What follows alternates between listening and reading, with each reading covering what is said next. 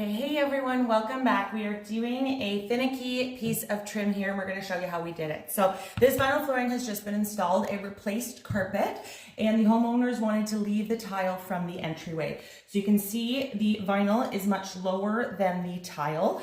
We are going to be putting a transition piece in here that's going to make this, this transition work, but our trim, if we run it at the height of the tile, is going to be butting up too high here. That's not going to look good. So what we need to do is we need to basically notch out and rip off this so that the top height of the trim from here is continued straight along.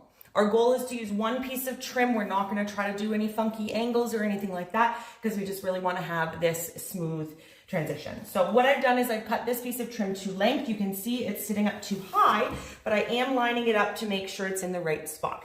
I'm then going to mark my spot where the cut needs to start.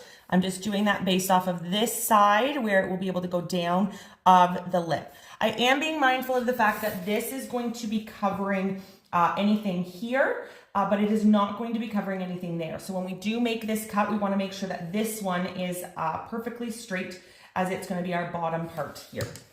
For how much we're going to cut out, we're going to be taking that measurement from this side here. Okay, so I'm simply going to measure from the height of the vinyl up to the tile here. Okay, and then I can come onto here and mark my height. Okay. More importantly, I'm going to mark it at the other end so that when we use the table saw, we're going to be able to set it and run that perfectly straight line all the way up until this point. The other way to do this, if you don't want to use the tape measure, and it's generally my preferred way to do it, is to pull this all the way back and set it down at the height that you want it to be. So this is going to be where we want the base of the regular trim to be, and then this is going to give me the height off of here, so I can simply mark it off of the floor itself. Okay.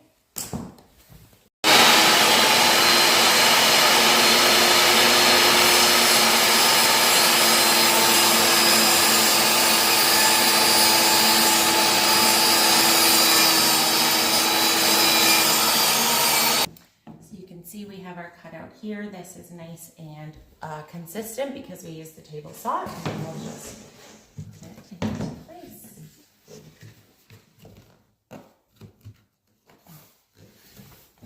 This is our nice edge there and straight across.